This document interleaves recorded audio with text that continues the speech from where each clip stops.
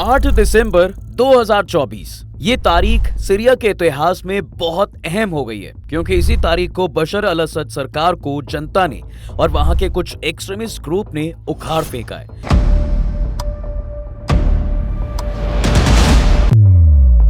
और बशर अल असद सीरिया छोड़कर रशिया के मॉस्को को रहने चले गए हैं। लेकिन अब सीरिया की आग की लपटें चाइना पर भी पहुंच रही हैं। जी हां, सीरिया में मौजूद सरकार, या फिर यूं कहिए कि जिस गुट ने वहां कब्जा किया है, उसने कसम खाई है कि हमने सीरिया में तो तख्ता पलट कर दिया है, अब अगला टारगेट हमारा चीन होगा और अब हम चीन के 2 टुकड़े करके रहेंगे और उसमें से ईस्ट तुर्किस्तान अलग करेंगे। अब सवाल आता है कि आखिर ये लोग हैं कौन जिन्होंने सीरिया में इस तरह की कसम खाई है? आखिर ये ईस्ट तुर्किस्तान का कॉन्सेप्ट क्या है? चलिए सब डिटेल में आपको बताता हूं। देखिए, कुछ टाइम पहले की बात है, चीन से बहुत सारी वीडियो सोशल मीडिया पर ऐसी वायरल हुई थी जिनमें वीगर मुसलमानों को चुन चुनकर डिटेंशन कैंप्स में डाला गया था और उन्हें बहुत ज्यादा टॉर्चर भी किया गया था। कई रिपोर्ट्स में यह भी आया था कि बहुत लोगों की जान भी इन कैंप्स में चली गई और जिंदा बच्चे उन पर हर तरह का जुल्म किया जा रहा था। मसलन कहा जाता है कि इन मुसलमान को सूअर का मांस तक खाने के लिए चीन ने मजबूर किया था, जो कि मुसलमानों के लिए बहुत ही गलत बात है। इन्हीं कैंप्स में से कुछ लोग अपनी जान बचाकर दूसरे देशों में भाग निकले थे और दुनिया भर के अलग अलग देशों में जाकर छिप गए थे। और इसी तरह से बहुत से लोगों ने सीरिया में अलग अलग ग्रुप्स ज्वाइन किए थे, जैसे एसडीएफ यानी सीरियन डेमोक्रेटिक फोर्सेस और एचटीएस यानी हयात तहरीर अल शाम। अब इन दोनों ही ग्रुप का सीरिया पर कब्जा है, यानी ये लोग सीरिया में पावर में हैं और उसी पावर की वजह से इन्होंने चीन में से एक अलग देश निकालने की कसम खाई है। इन लोगों का कहना है साहब कि Syria is done, China is next. अब जैसे ही ये बात बाहर आई, पूरी दुनिया में हड़कंप मच गया। टीवी, मीडिया से लेकर अखबारों तक में इसे पब्लिश किया गया है। सीरिया से बशर अल असद को हटाने के बाद इन लोगों ने चीन के राष्ट्रपति शी जिनपिंग को भी सीधे चेतावनी दे दी है कि हम चीन को 2 टुकड़ों में बांट कर रहेंगे। अब सवाल आता है कि सीरिया और चीन 2 ऐसे देश हैं जिनके बीच हजारों किलोमीटर का डिस्टेंस है, तो फिर ये अटैक कैसे करेंगे? किसी दूसरे देश में जाकर कैसे उसे तोड़ेंगे? अब यहाँ पर आता है ग्लोबल झगड़ा। मतलब दुश्मन का दुश्मन दोस्त होता है। चाइना अमेरिका के लिए हमेशा एक सरदर्द रहा है। ऊपर से जिन ग्रुप्स ने सीरिया में तख्ता पलट किया है, उन्हें अमेरिका ने बैकडोर से सपोर्ट किया हुआ है। इन ग्रुप से लेकर फंडिंग तक में अमेरिका के सपोर्ट की बात कही जाती है। असद की सरकार रशियन गवर्नमेंट के सपोर्ट से चल रही थी और अमेरिका की रूस से दोस्ती बिल्कुल ऐसे है जैसे आग और पानी की। ऐसे में अमेरिका ने उसे उखाड़ने में इन एक्सट्रीमिस्ट ग्रुप्स की मदद की है, ऐसी खूब बातें चली हैं। और अब जब इन ग्रुप्स ने चाइना के 2 टुकड़े करने की बात कही है, तो फिर चाइना में घुसने और उसमें बीज बोने में अमेरिका इनकी मदद बिल्कुल कर सकता है। अब आता है कि ये टूटेगा कहां से और वो ईस्ट तुर्किस्तान वाला क्या कॉन्सेप्ट है। देखिए, चीन में वीगर मुसलमान खास तौर से शिनजियांग प्रांत में रहते हैं, जिन पर हुए जेनोसाइड के लिए अमेरिका और दूसरे देश भी चाइना को जिम्मेदार मानते हैं। लेकिन इनका इतिहास बहुत पुराना है। असल में वीगर आज के तुर्क लोगों के बहुत दूर के रिश्तेदार हैं। आज जो आबादी तुर्की में है, उसकी जड़ें भी किसी दौर में सेंट्रल एशिया के उन्हीं लोगों से मिलती है। लेकिन ये तुर्क वेस्ट की तरफ पलायन कर गए थे और अनातोलिया प्रायद्वीप में जाकर बस गए थे और ग्रीक में आर्मेनियाई आबादी के साथ मिल गए थे, जबकि वीगरों ने इसके उलट ईस्ट का रास्ता चुना था। 9th सेंचुरी में ये लोग उस इलाके में जाकर बसे जिसे आज हम ईस्ट तुर्किस्तान या फिर शिनजियांग कहते हैं। चीनी भाषा में शिनजियांग का मतलब है नया फ्रंटियर और वीगर लोग इसे कॉलोनियलिज्म के सिंबल की तरह लेते हैं। जब वीगर लोगों ने यहाँ पहुंचकर पूरी तरह सुस्त लाइफस्टाइल को अपना लिया और वहीं ठहर गए और अपना धर्म भी बदल लिया। एक हिस्से ने बौद्ध धर्म को अपनाया और दूसरे ने नेस्टोरियनवाद को। हालांकि ये भी लंबे वक्त तक नहीं चला। 10th सेंचुरी के मिड में इस्लाम पूरी तरह से यहाँ पहुंचा और ज्यादातर वीगर आबादी मुसलमान बन गई। कुछ हिस्टोरियन का कहना है चाइनीज नेशनलिस्ट ने 1911 में मैंचू एम्पायर के बाद से यहाँ पर कब्जा शुरू किया था और फिर अक्टूबर 1949 में द चाइना की पीपल्स लिबरेशन आर्मी के ट्रूप्स ने ईस्ट तुर्किस्तान में घुसकर पूरी तरह से उस पर कब्जा कर लिया और इस तरह से ईस्ट तुर्किस्तान रिपब्लिक का एंड हो गया। और फिर जब चाइना में माओ के शासन का खात्मा हुआ, तो साहब उसके बाद से ही लगातार इन वीगर मुसलमानों पर चाइना अत्याचार कर रहा है और अब इसी इतिहास के लिए इन एक्सट्रीमिस्ट लोगों ने कसम खाई है कि चाइना से फिर से ईस्ट तुर्किस्तान को आजाद कराएंगे। हालांकि चाइना भी इनकी इस कसम पर चुप नहीं बैठा और न ही रिस्पॉन्स करने में देर लगाई। चाइना ने इस कसम के बाद ही क्लियर स्टेटमेंट दी है कि अगर कोई भी चाइना पर अटैक करने की या उसे तोड़ने की सोचेगा तो चाइना हाथ पर हाथ रखकर नहीं बैठेगा, बल्कि पूरी तरह से जवाब देगा। अब देखा जाए तो सीरिया में जो कुछ हुआ है वो एचटीएस ग्रुप ने तो किया ही है, लेकिन उसके पीछे भी बहुत सारे ग्रुप्स का सपोर्ट रहा है। एचटीएस को सफल बनाने में वीगर मुसलमानों का भी बहुत बड़ा रोल रहा है। आज के वक्त में सीरिया के 3 हिस्से बन चुके हैं, जिनमें से एक हिस्सा एचटीएस ग्रुप वालों के पास है, दूसरा हिस्सा कुर्दिस्तान वालों के पास है और तीसरा हिस्सा सीरियन डेमोक्रेटिक फोर्स के पास है। इसलिए माना जा रहा है साहब कि सीरिया का कभी भी बंटवारा हो सकता है, क्योंकि जब एक देश की गवर्नमेंट सत्ता से अलग हट जाए तो कौन सोच सकता है कि कोई भी ग्रुप कहीं से भी आकर वहां की जमीन पर कब्जा कर ले।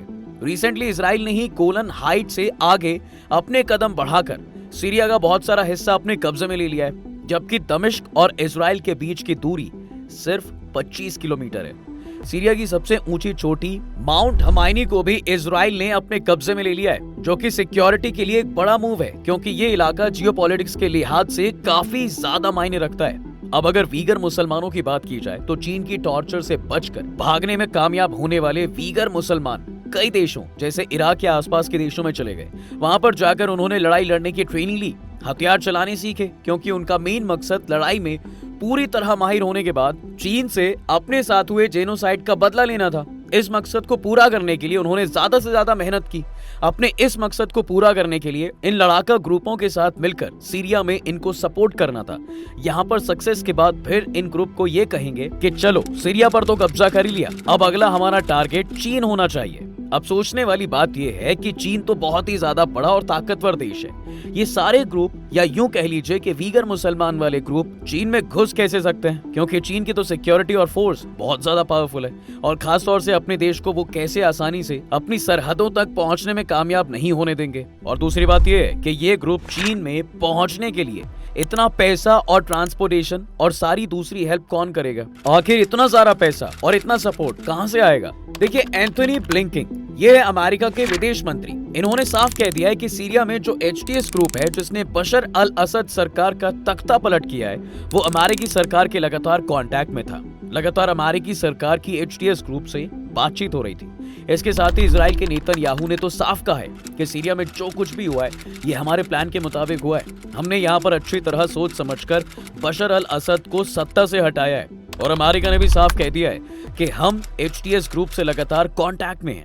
यहाँ पर आप समझ सकते हैं कि ये लड़ाका ग्रुप जो बोल रहे हैं कि सीरिया के बाद हमारा अगला टारगेट चीन को बांटना होगा, उसमें इन सब बातों से साबित होता है कि अमेरिका इन ग्रुप्स को इनडायरेक्ट पूरी तरीके से सपोर्ट करेगा। इन लड़ाका ग्रुप को चाइना के बॉर्डर तक पहुंचाना, चीन की सरहद में घुसाना और इनको हथियार और बम बारूद वगैरह वगैरह सब कुछ देने के लिए अमेरिकी एजेंसी पूरा सपोर्ट करेगी। देखिए, आज के वक्त में वीगर मुसलमान और उनके सपोर्टर एक्सट्रीमिस्ट ग्रुप अच्छी तरह से लड़ाई में ट्रेंड हो चुके हैं और उनके पास हाई तकनीकी वेपन्स और आर्मर्स मौजूद भी हैं। चीनी सरकार ये भी जानती है कि उनके सामने ये लड़ाके बहुत बड़ी चुनौती बनकर खड़े हो सकते हैं। इसलिए जैसे ही सीरिया में कसम खाई गई कि हम लोगों ने जो सीरिया में किया है वो चीन में भी करके रहेंगे, सीरिया इज नेक्स्ट, इमीडिएटली चीन ने इसका जवाब दे दिया और कहा कि जो ग्रुप सीरिया के चीन की तरफ नजर उठाने की भी हिम्मत करेंगे तो उनको ये जल्दी से जल्दी स्ट्राइक डाउन कर देंगे। जो भी ग्रुप शी जिनपिंग के राज को खत्म करना चाहते हैं उसके अगेंस्ट ये फौरन ही एक्शन लेंगे।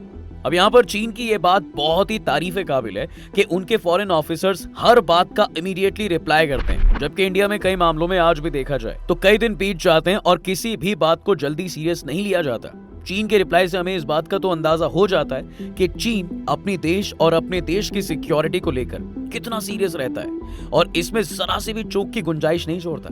लेकिन इस पूरे इंसिडेंट से इधर एक बड़ी दिलचस्प बात और निकल कर आई है। दरअसल हाल ही में एक खबर आई थी साहब कि अमेरिकी राष्ट्रपति डोनाल्ड ट्रंप ने चीनी राष्ट्रपति शी जिनपिंग को अपने शपथ ग्रहण समारोह में इनवाइट करने की कोशिश की है। हालांकि कई मीडिया रिपोर्ट्स के मुताबिक शी जिनपिंग ने डोनाल्ड ट्रंप का इनविटेशन रिजेक्ट कर दिया है। इसके पीछे बड़ा रीजन ये है कि चीन इस बात को लेकर बहुत ज्यादा अमेरिका से नाराज है कि सीरिया में जो उसने इन एक्सट्रीमिस्ट ग्रुप को सपोर्ट किया है ये अच्छा नहीं किया, क्योंकि इसके बाद ये लड़ाके चीन को टारगेट करना शुरू कर देंगे। अब देखने की बात ये है कि अमेरिका की पॉलिसी में इतना डिफरेंस क्यों है। मतलब अभी तक तो अमेरिका ये कह रहा था कि चाइना अपना दुश्मन है, उसके साथ दोस्ती नहीं करनी है, चाइना रशिया को सपोर्ट करता है, लेकिन अब वही अमेरिका सीरिया में एचटीएस को सपोर्ट करने के बाद अब चाइना से अचानक से दोस्ती क्यों करना चाहता है। देखो, इसमें ये बात आप समझ लो कि जो बाइडेन और ट्रंप दोनों की विदेश नीति में बहुत बड़ा डिफरेंस है। जो बाइडेन की पॉलिसी है कि इन ग्रुप्स को चीन के अगेंस्ट इस्तेमाल करेंगे, जबकि ट्रंप का फोकस ये है कि चीन से जो अमेरिका का ट्रेड में नुकसान हो रहा है, जिस तरीके से भी हो सके इसको कम करें और अमेरिका के खजाने को भरें। बेसिकली ट्रंप कहते हैं we have to make America great again, फिर चाहे इसके लिए चाइना से दोस्ती ही क्यों ना करनी पड़े। अब आप बोल सकते हो कि पर ट्रंप तो चीन पर टैरिफ लगाने वाले थे। दरअसल ट्रंप का मेन काम क्या है? ट्रंप की जो सबसे पहली और इम्पोर्टेंट प्रायोरिटी है वो है अमेरिका का ट्रेड डेफिसिट कम करना। ये ट्रेड डेफिसिट चीन पर टैरिफ लगाकर, शी जिनपिंग को इनवाइट करके, उससे बात करके, आपस में कोई सॉल्यूशन निकाल के या किसी भी तरह से जैसे भी ये हो सकेगा उसको कम करना है। और इस काम के लिए ट्रंप अपनी पूरी कोशिश करेंगे। ट्रंप का मकसद चीन को कमजोर करना या उसे चोट पहुंचाना नहीं है, बल्कि ट्रंप का मेन मकसद फिर से अमेरिका को स्ट्रॉन्ग और उसे सुपर पावर बनाना है। लेकिन सीरिया को लेकर जो चीन के सामने नई चुनौतियां खड़ी हैं, उसको लेकर चीन बहुत ज्यादा अनईजी फील करेगा। और मैं आपको बता दूं, आने वाले टाइम में जो चीन का शिनजियांग प्रोविंस है, जहां पर वीगर मुसलमान रहते हैं, ये अचानक ही न्यूज में हेडलाइन बनने वाला है। इसमें अभी कुछ टाइम लग सकता है, या यूं कहिए कुछ महीने भी लग सकते हैं, क्योंकि वीगर मुसलमान लड़ाकों के जो ये प्लान है, इनको अंजाम देने में अभी कुछ टाइम लगेगा। लेकिन चीन के लिए ये लड़ाके बहुत बड़ा सिरदर्द खड़ा करने वाले हैं, या यूं कहिए कि चीन की मुश्किलें अमेरिका बढ़ाने वाला है।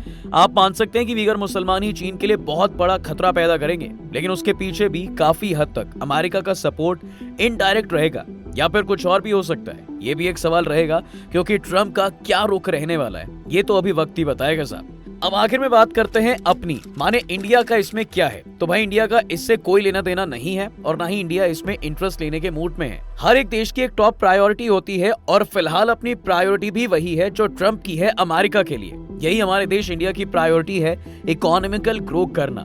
हम कुछ टाइम के लिए कहीं भी इन्वॉल्व होना नहीं चाहते, यानी कि दूसरे देशों में हम अपने आप को उलझाना भी नहीं चाहते, और हम अपने देश की इकोनॉमी को सुधारना चाहते हैं। अभी ब्रिक्स में इंडिया चाइना के साथ जरूर था, पर हमारे रिश्ते अमेरिका के साथ भी इतने ही अच्छे हैं जितने रूस के साथ हैं, इसलिए इंडिया पर इसका कोई डायरेक्ट असर भी नहीं पड़ता है।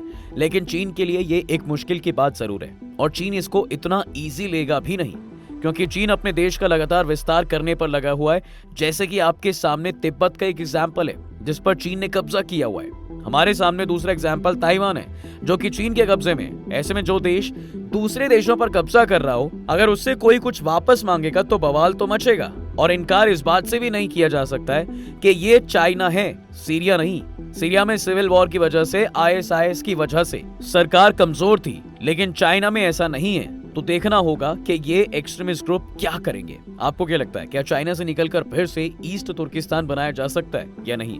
आप अपनी राय कमेंट्स में जरूर बताइएगा। वीडियो अगर पसंद आई हो तो इसे लाइक और शेयर जरूर करें, और जाते जाते चैनल को सब्सक्राइब करना बिल्कुल ना भूलें।